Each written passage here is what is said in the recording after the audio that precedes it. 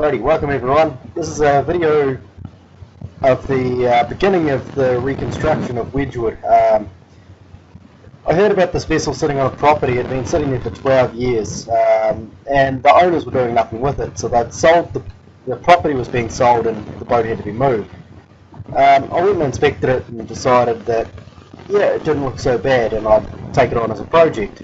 And here is hoping to be the full video series from start of reconstruction to back in the water and maybe some adventures. So hope you enjoy it. Come along and enjoy the project with me.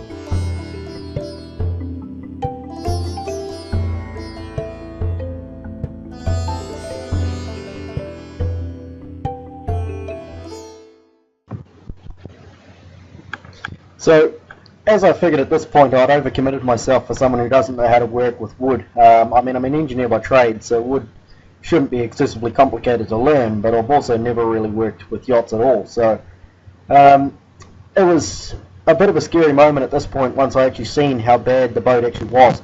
I mean, taking the tarps off, I put my put my foot through the deck in multiple places. The boat on top is exceptionally rotten. But as I said, I was too committed at this stage, so it was a case of get it into hardstand and get working on it.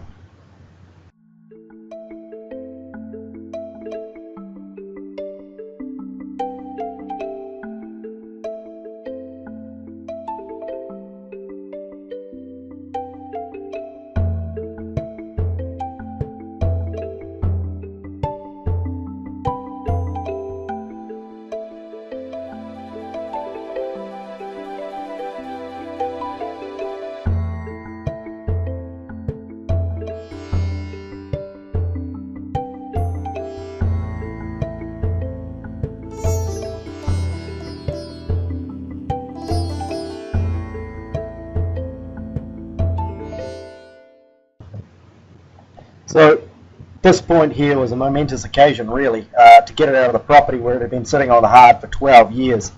It proved to be a bit of a muck around. I'd organised with a trucking company that picks up boats to try and move this boat 6 months earlier during summer, but the lady just kept putting me back and ignoring my emails, and basically I got the gist that they didn't want to do the job.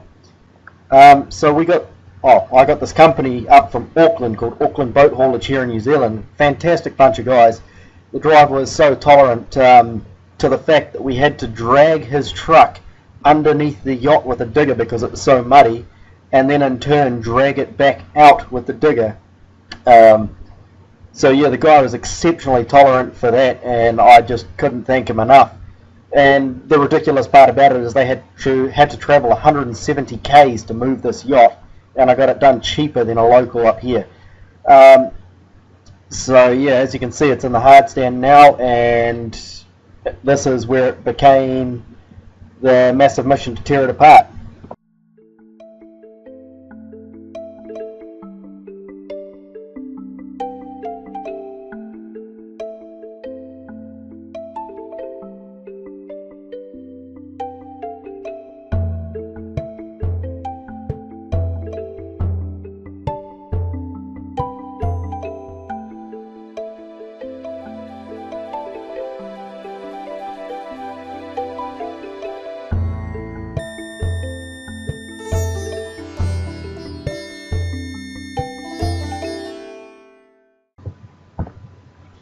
So as you can see, once I got it on the hard stand, it was a pretty big mission. Like, we spent some pretty long days down there during the finer weekends that we had, me and a friend. And the first case was looking at the back deck, and the back deck was completely rotten in the cockpit. So I came to the conclusion if I tore on one side out, then I could replace it and mock it back off the other side so that I'd have something to go off. So we started tearing the deck out, and managed to basically tear all the teak off, which had caused the problem because it had got completely wet and split open, and the ply underneath was completely rotten. So managed to tear all that off, and the stringers thankfully have been epoxied, so they aren't rotten. So I started putting down some new Marianti marine ply on there, just so we could continue working around it. The second thing we looked at was the motor, and the motor was seized solid. And the only way to get the motor out was to take the head off it, which was a mission inside itself, in which I had cut half the side of the engine room paneling off. Basically with a big hole saw just to get big bolts out of the top of the head, which was all fine and well. And we pulled the engine out, which was an absolute mission, like I say, because we couldn't rotate the prop shaft because the prop shaft was seized through the through hull and the P-bracket, which meant we couldn't rotate it to get to the coupling bolts. So we managed to get those out with a lot of patience and some small hands with my mates. Got that out, got the motor out, found the motor completely seized, and fitted in the bore, priced up the parts for the engine, and it was basically going to cost more than a new engine, so it wasn't really worth worrying about. I figured I'd go buy a new motor. So we carried on stripping the deck all the way up one side, across the bow, and started carrying on down the other side, leaving that end of the cockpit alone. This is pretty much as far as I've got with the project so far. Unfortunately, due to the hard stand fees costing me $7,500 a year, I need to move the boat to my house. So the next big update will be hopefully at the end of the weekend. I'm going to be building a cradle trailer. I did a 400k round, well, more than a 400k round trip to go pick up a trailer, 7.5 meters long by 2.5 meters wide. So now I've just got to build the cradle on top of it, which isn't a problem being an engineer.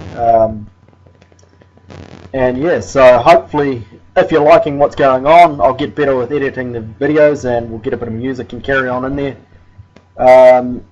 And hopefully I'll get some proper video updates, not just photo slideshows. So if you're enjoying what's going on so far and wish to follow along, please subscribe and hopefully follow this journey with me.